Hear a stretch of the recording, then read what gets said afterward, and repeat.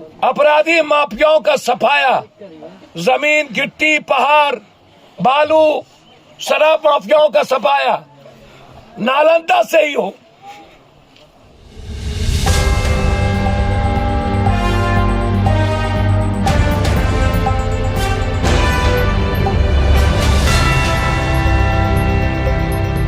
बिहार मंथन में आपका स्वागत है। आजादी के लंबे समय बाद भी गरीब, दलित व कमजोरों का उत्पीड़न दुर्भाग्यपूर्ण है। यह कहना है पप्पू यादव का। परवलपुर के अलामा और हिलसा के नगहा में पीड़ितों से मिले पप्पू यादव और स्पीडी ट्रायल से अपराधियों को सजा दिलाने के लिए उठाए आवाज। 7 दिनों में दबंगों पर हो कार्रवाई, वरना होगी बड़ी लड़ाई। ये बातें घटनास्थल पर पहुंचकर पप्पू यादव ने कही। राजू दानवीर ने कहा कि सत्ता पक्ष अपराधियों को बचा रहा है। देखिए बिहार शरीफ से बिहार मंथन के रिपोर्टर संजय कुमार की रिपोर्ट। जन अधिकार पार्टी के राष्ट्रीय अध्यक्ष से पूर्व सांसद पप्पू यादव ने आज नालंदा जिले के हिलसा विधानसभा क्षेत्र स्थित परवलपुर के अलामा और हिलसा के नगहा में दबंगों के उत्पीड़न के शिकार लोगों से मुलाकात की और 7 दिनों के अंदर दबंगों पर कार्रवाई करने की मांग की।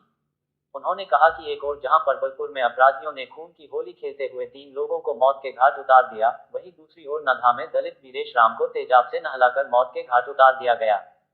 जुल्म की इंतहा इतनी ही नहीं, उसके बाद गांव के 47 लोगों पर फर्जी मुकदमा दर्ज किया गया और उनके घरों में पुलिस ने लूटपाट की, महिलाओं के यौन उत्पीड़न का प्रयास किया। पूर्व सांसद ने कहा कि आजादी के इतने साल बाद भी बिहार के मुख्यमंत्री के गृह जिले का ये हाल है, जहां दलित, गरीब और कमजोरों के साथ दबंगों का उत्पीड़न जारी है। यह शर्मनाक है। पप्पू यादव ने कहा कि मुख्यमंत्री के गृह जिले में होली के दिन 5 मर्डर हुए हैं। कानून व्यवस्था नाम की कोई चीज भी बिहार में नहीं बची है। अपराधियों का मनोबल काफी बढ़ा हुआ है। उन्होंने इस घटना की निंदा करते हुए कहा कि इस घटना की जांच SIT से हो और दोषियों पर स्पीडी ट्रायल चलाकर सख्त सजा दी जाए। इसके साथ मृतक परिवार को सुरक्षा व्यवस्था उपलब्ध कराया जाए, साथ ही नगहा में दर्ज फर्जी मुकदमे भी वापस लिए जाए। पप्पू यादव ने कहा कि बिहार में अपराधी बेलगाम है। सभी थाना प्रभारी बालू माफिया और जमीन माफिया से जुड़े हुए हैं। नालंदा की जनता अपराधियों के साए में जीता है। पप्पू यादव ने परवलपुर के पीड़ितों को 50,000 की आर्थिक मदद भी की और उनके बच्चों के पढ़ाई का खर्च वहन करने का भी वादा किया। इससे पहले पूर्व सांसद के पहुंचते ही स्वजनों के रोने चीखने से पूरा माहौल गमगीन हो गया। पूर्व सांसद ने पीड़ित स्वजनों को धान से बंधाते हुए उचित न्याय दिलाने का भरोसा दिलाया। युवा परिषद के अध्यक्ष राजू दानवीर ने कहा कि मुख्यमंत्री के गृह जिले में प्रशासन और अपराधियों का आपसी गठजोड़ है। अपराधियों को सत्ता पक्ष के नेताओं का संरक्षण प्राप्त है। जन अधिकार पार्टी इस पूरे मामले की न्यायिक जांच की मांग करती है। देखिए इस वीडियो में जन अधिकार पार्टी के राष्ट्रीय अध्यक्ष सह पूर्व सांसद पप्पू यादव घटनास्थल परवलपुर के अलामा और हिलसा के नगहा पहुंचकर क्या कुछ कर रहे हैं। बिहार दिवस, ये बिहार दिवस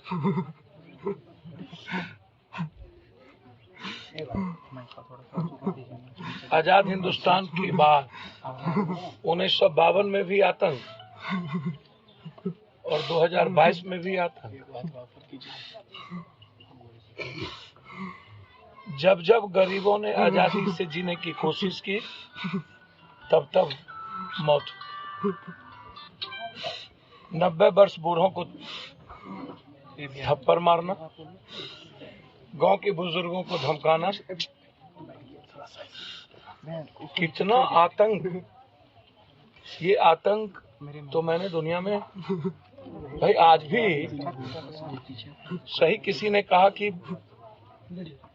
इस देश का गरीब और कमजोर आजाद नहीं हुआ, उसके लिए न्याय और कानून नहीं है, उसके वो अधिकार नहीं मिला। सबके सब भूमिहीन हैं। हमको तो आश्चर्य है कि आज भी हमारे राउत समाज जो है, धानुक समाज, कट्ठे 2 कट्ठा 10 कट्ठा जमीन ना हो। कोई बोरा ढो करके बच्चों को पढ़ा रहा है, तो कोई मजदूरी करके, कोई गार्ड बन के। और इतना बड़ा नरसंहार हो जाए, थाना प्रभारी के लापरवाही के चलते इतनी बड़ी घटना हो गई। जिसके मन उसके घर में हम ढुक जाएंगे, जो हम चाहेंगे वही होगा। आपको तो सब दिन मुखिया बनाया यहाँ के समाज के लोगों ने। एक भी धानुक समाज के लोगों ने आज तक जात पात नहीं की। आप 200 घर थे तब भी आपको मुखिया बनाया। आपसे कोई गलती हुई होगी, आपको वोट नहीं दिया वो। और उसके बाद लगातार आतंक, डर और खौफ। नालंदा है, 17 सालों से जो मुख्यमंत्री है उनका शहर है। करूंगा अपराधी माफियाओं का सफाया, जमीन, गिट्टी, पहाड़, बालू, शराब माफियाओं का सफाया नालंदा से ही हो। यहीं से कमजोरों के न्याय और विकास की बात शुरू नहीं हुई है। जब तक आदमी सुरक्षित नहीं होगा, कोई जाति धर्म वर्ग के लोगों, क्रिमिनल कोई जाति नहीं होती है। क्रिमिनल क्रिमिनल है, माफिया माफिया है। हम किसी जाति के लिए नहीं और किसी जाति के खिलाफ नहीं, हम उस क्रिमिनल के खिलाफ आए हैं जो आजादी के बाद आज तक इन कमजोरों पर दबंगई किया है। हमारे बाप दादे को थप्पड़ चलाया, एक थप्पड़ चल गई, इसके बाद या तो हम रहेंगे या तो क्रिमिनल रहेगा। और तब तक हम इस गांव में रहेंगे जब तक इस गांव को आजादी नहीं देंगे। इसीलिए हमने डीएसपी साहब से भी, हम सरपंच जी से भी बात करेंगे, सबसे बात करेंगे। जरूरत होगी मुख्यमंत्री से मिलने का प्रयास करेंगे। मुख्यमंत्री जी के यहां से कहा गया कि संज्ञान में है ये घटना, अपराधी फरार है। अपराधी, पुलिस कहती है कि खोज रहे हैं और अपराधी सोशल मीडिया पर लाइक और व्यूअर्स की लाइकिंग कर रहा है और आपको वो नहीं मिल रहा है। मतलब उनकी पूरी सोशल मीडिया चल रही है, तीनों चारों की, और आपको ट्रेस नहीं पता चल रहा है। थाना प्रभारी को सस्पेंड किया जाए, वो पैसा खाए यहां पर, हमारी बेटी और बहन के जाने के बावजूद वो बैठे रहे और हत्या करवाने में उनकी संलिप्तता रही है। हम मांग करेंगे इनको सस्पेंड करने का, और इस गांव के सम्मान के लिए कुछ भी करना होगा तो करें। चारों तरफ मर्डर, होली के दिन 5 मर्डर, 5 मर्डर।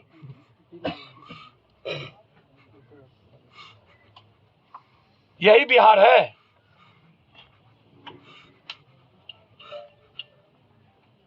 हम अपने शहर को भी नहीं बचा पाए, उनको भी नहीं बचा पाए जिन्होंने हमको 17 साल कुर्सी पर बैठाया।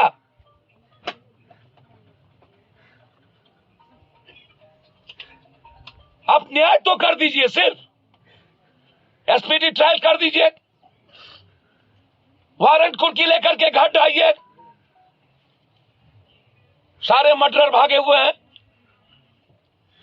आप पकड़े उसको जो मरवाने में और जो हो करने में थे, जो हर दिन आतंक पैदा करता है, उसको नहीं पकड़े। और वो कहता अभी क्या हुआ, 3 में भी उतना ही सजा और में भी उतना ही सजा। मां 3-4 लड़के के चलते पूरा गांव बचा हुआ है, सारा यूथ यहां से भाग के रहता है। आशंका बनी हुई है घटना को लेकर के।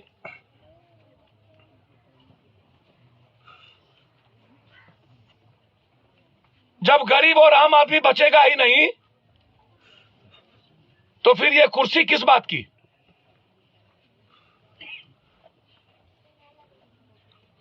ये वोट की सियासत और राजनीति क्या कभी इस बिहार और हिंदुस्तान के आम आदमी, मिडिल क्लास, गरीब, कमजोर तबके को न्याय दे पाएगा? 3 महीने के अंदर एसपीडी ट्रायल करके फांसी होनी चाहिए।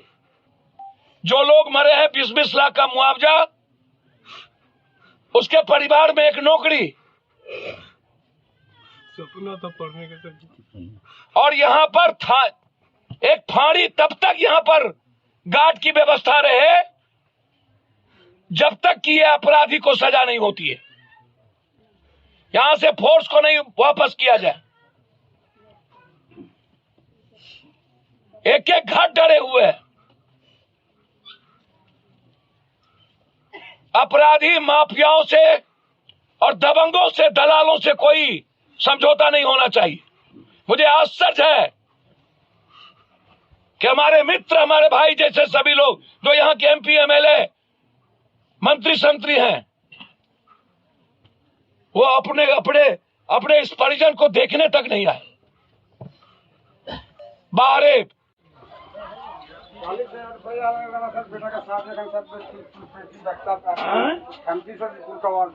खंती से 40 रुपए लेके चल गए। 40,000 जी हाँ। हे भगवान।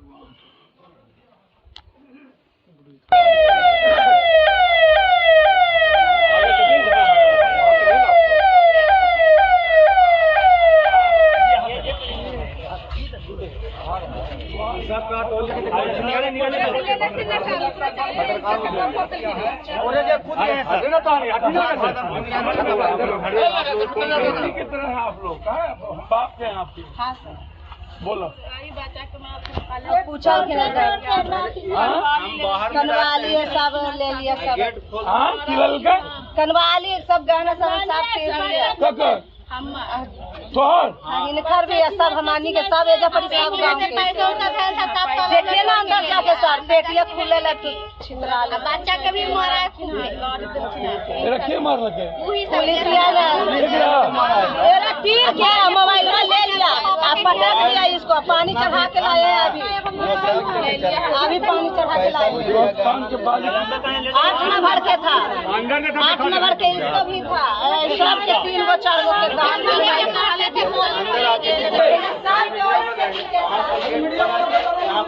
मीडिया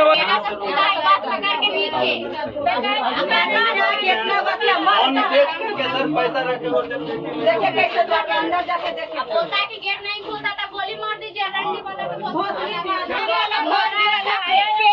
ऐसे कर देंगे, वो कर रहा है, कर देंगे, ऐसे बोलता है पुलिस। बताइए ऐसे कैसे करके गंजन किया है हमको। दीपक जी मरालखिन है सर, आप पूरा क्या बोला? बोला रंडी वाला, भोसड़ी वाला, माथा देंगे, ऐसे कर देंगे। जीतिया खत्म गरान के गाड़ी दिया है। ये बच्चा के मारे तो हमको क्या बोला कि नहीं मारो, हमको गोली मार दो मेरी चिल्ला की बच्चा चल गया, तीर के मार के मोबाइल छीन लिया। इसको बच्चा बाप के नाम बताए चुका है। हाथ धरा ना सर, हाथ पर लगाए।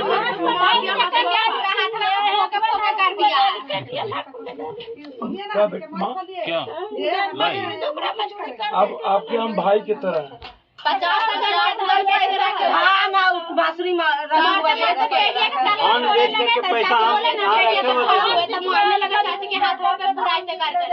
बोलता था कि रैंडी भोसड़ी वाला को गोली मार दो। Singh, Kunal Singh, 1 second sir. पैसा भी लिया और अपराधी के साथ मिली भगत भी किया।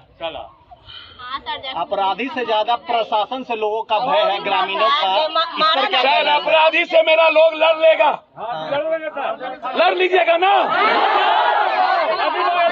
प्रशासन के गुंडे से क्या होगा? सर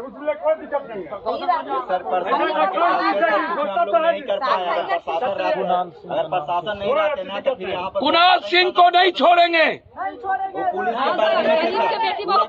के वर्दी में क्या गरीब की बेटी नहीं है?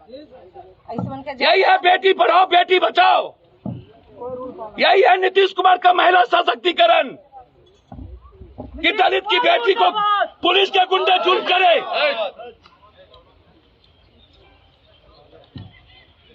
यहाँ का जो पिटाए हैं सर, पुलिस का मतलब से कि हम लोग की इज्जत करते हुए मतलब से कि, और पुलिस के साथ गुंडे थे।